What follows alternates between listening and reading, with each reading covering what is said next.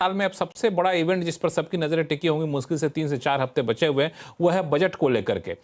इसमें फिरोज अजीज साहब, बजट से पहले सरकार ने कई सारे कदम उठाने शुरू कर दिए। जीएसटी का रेट कट आपने देखा, रिफॉर्म एक बड़ा कदम उठा।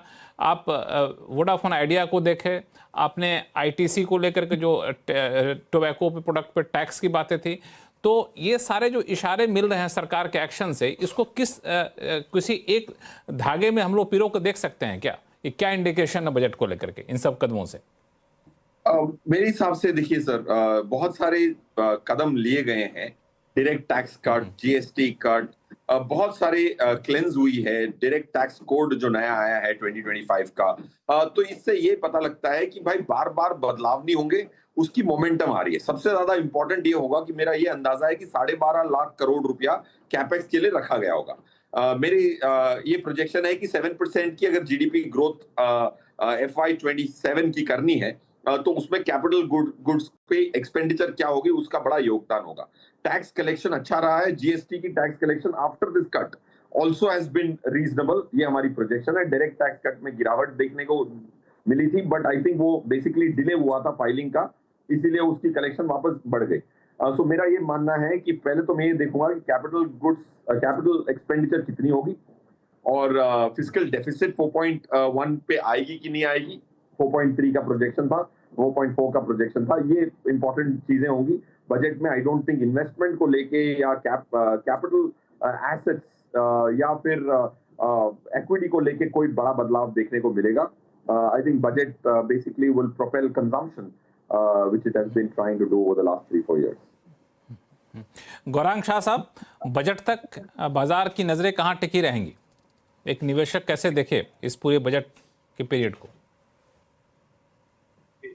मैं आपसे हाथ जोड़ के क्षमा मांगता हूं कि ये बजट तक की बात जो है ना, ये मेरे समझ में आती नहीं है, क्योंकि ये बहुत छोटी अवधि का हो जाता है और मैं सक्षम ही नहीं हूं इतनी छोटी अवधि के लिए किसी प्रकार की टिप्पणी करने के लिए। और बजट हर साल आता है लक्ष्मण जी। आप कुछ बोल रहे थे? हाँ, मैंने कहा छोटी अवधि का मतलब ये नहीं कि अभी पैसा निकाले और बजट के बाद पैसा निकाल ले वहां से, अभी डाले और निकाल ले, वो वाली अवधि की बात नहीं कर रहा हूँ। मैं कह रहा हूँ कि सरकार के जो इशारे मिले रिफॉर्म के मोर्चे पे, वो क्या इंडिकेट कर रहे हैं कि आगे चल के कहाँ फोकस रहने वाला है? तो देखिए, मैं एक अनुमान लगा सकता हूँ। मेरे पास कोई ऐसी क्रिस्टल बॉल नहीं है जिसमें देख करके मैं अनुमान लगाऊं कि वित्त मंत्री जी फरवरी में कौन से क्षेत्र के लिए घोषणा करेंगे। लेकिन जो मेरी सोच विचारधारा है वो मैं आपके सामने रखना चाहूंगा। ये सही भी हो सकता है, ये बिल्कुल गलत हो सकता है, ये भी मेरे ख्याल से एक अनिवार्य है बात बोलना। देखिए, जहां तक अभी तक जो बजट इस सरकार का रहा है, मेरे ख्याल से जो पुराने कानून है उसमें बदलाव लाए हैं, नई नीतियां लेकर के आए हैं। रोजगार खड़ा करने का बहुत बड़ा प्रयास काफी सालों से निरंतर बजट में होता हुआ आ रहा है। और मैं ये चाहता हूं कि इस बारी अगर किसी एक या दो क्षेत्र में सरकार को ज्यादा ध्यान देने की आवश्यकता है और वहां पर कुछ नई नीतियां बनाने की आवश्यकता है, तो वो है टेक्नोलॉजी और डिफेंस, खास करके रक्षा क्षेत्र। देखिए, हमने काफी बड़ा प्रयास किया और कम समय में हमने रक्षा क्षेत्र में बहुत बड़े बड़े कदम आगे उठाए हैं, और आने वाले सालों में मेरे ख्याल से ये योगदान आपको और भी आता हुआ दिखेगा रक्षा क्षेत्र में। और खास करके जो निर्भरता भारत की बाकी अन्य देशों में, चाहे वो फिर इलेक्ट्रॉनिक्स हो, वहां पर भी हमने देखा है कि सरकार की तरफ से पहल की गई है। तो कुल मिलाकर के मुझे लग रहा है कि रक्षा क्षेत्र में R&D तो ठीक है, लेकिन टेक्नोलॉजी डेवलपमेंट और डिजाइनिंग, इस पर मेरे ख्याल से अगर वित्त मंत्री जी बजट में कुछ स्पष्टीकरण देते हैं या फिर कुछ नई नीतियां लेकर के आते हैं, तो मेरे ख्याल से ये एक बहुत बड़ा परिवर्तन भारत की ना तो सिर्फ रक्षा क्षेत्र से जुड़ी हुई कंपनियों के लिए हुआ, लेकिन एक एक्सपोर्ट मार्केट जो है वो बहुत खुला हुआ है, लेकिन वो और भी बढ़ जाए। और फिर बाकी ये जैसे मैंने कहा है कि रोजगार डिफेंस एक रहता है। हालांकि बजट से पहले आमतौर पे डिफेंस सेक्टर हो, इंफ्रास्ट्रक्चर सेक्टर हो, रेलवे सेक्टर हो, इन सब पे एक लगता है कि वहाँ पे सरकार का फोकस रहेगा। जो डिफेंस में देख रहा हूँ कि जो रिपोर्ट आ रही है साल भर में, वहाँ पे काफ़ी आत्मनिर्भर भारत की तरफ बढ़ते हुए कदम बढ़ाया है, और जो टेक्नोलॉजी वाले जो आप करें डिफेंस सेक्टर में, उसमें भी फोकस काफ़ी ज़्यादा बढ़ा है। सुनील सोनम साहब, आप क्या उम्मीद करके चल रहे हैं? मेरे लिए सबसे इम्पोर्टेंट दो चीज मैं मानता हूँ।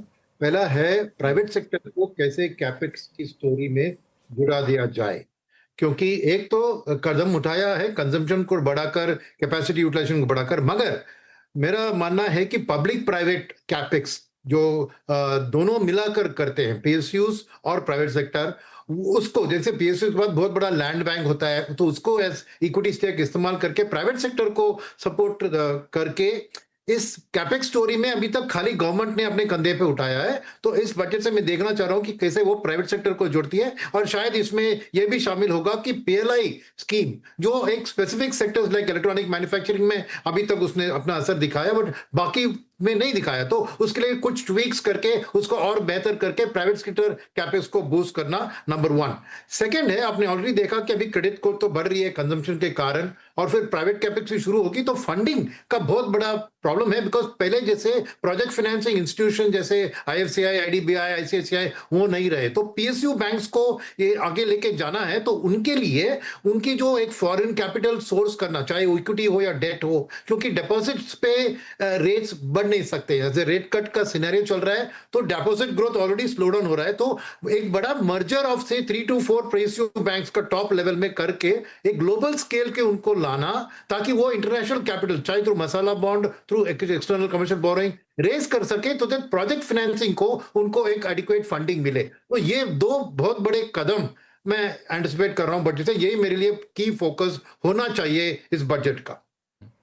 ये आपने बहुत अच्छा कहा, चूंकि बहुत सारे रिफॉर्म हुए और बैंकिंग सेक्टर रिफॉर्म पे तो खास तौर से बीच बीच में चर्चा भी होती रही कि सरकार ऐसा करेगी वैसा करेगी, अभी तक कुछ ठोस कदम उठता हुआ दिखे ना, तो बजट एक बड़ा मौका होगा। फिरोज अजीज साहब। बिल्कुल बिल्कुल मौका होगा लक्ष्मण जी। देखिए मेरे हिसाब से तो mission AI, India AI mission जो है, उसमें जो खर्चा रखा है 10,000 करोड़, उसमें 3-4 हजार करोड़ तो इसी बजट में मेरे हिसाब से कंज्यूम करने की बात चलेगी। पीएलआई स्कीम, मैन्युफैक्चरिंग को पुश करना बहुत ज्यादा जरूरी है। 2 लाख करोड़ का बजट दिया था 5 साल का, उसमें से मेरे हिसाब से इलेक्ट्रॉनिक्स में और 25,000 करोड़ का बजट बढ़ाएं तो सेमीकंडक्टर पे थोड़ा काम हो सके। तो आई थिंक ये जो फ्यूचर रेडी करना है, अगर आपको आत्मनिर्भर बनना है, तो थोड़ी आपको एआई में, सेमीकंडक्टर में, मैन्युफैक्चरिंग में खर्चा ज्यादा करना पड़ेगा। वो आई थिंक वो कर ही रहे हैं। आई थिंक एक चीज बहुत क्लियर है इस गवर्नमेंट की कि बहुत कंसिस्टेंट है। आप बहुत प्रेडिक्ट कर सकते हैं कि वो करेंगे क्या, क्योंकि उनकी जो नैरेटिव है एंड एक्शंस हैं वो मैच करते हैं। वो नई टैक्स की स्कीम हटाना चाहते हैं तो उसको डेट्रीमेंटल करते जा रहे हैं, नई वाली को बहुत अट्रैक्टिव कर रहे हैं, तो लोगों को नई टैक्स रिजीम में शिफ्ट होना चाहिए for example.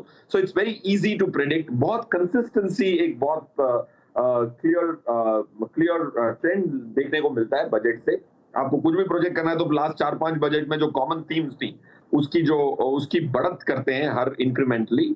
I think manufacturing, AI, semiconductors, ये एक सेक्टर रहेंगे जिसको पुश मिलना चाहिए और मिलेगा भी मेरे हिसाब से। नहीं, आपने बहुत सही कहा कि एक कंटिन्यूटी है। उस लिहाज से देखें तो आप प्रेडिक्ट कर सकते हैं फोकस एरिया कहाँ है और कहाँ आगे आने वाले दिनों में रह सकता है। पंकज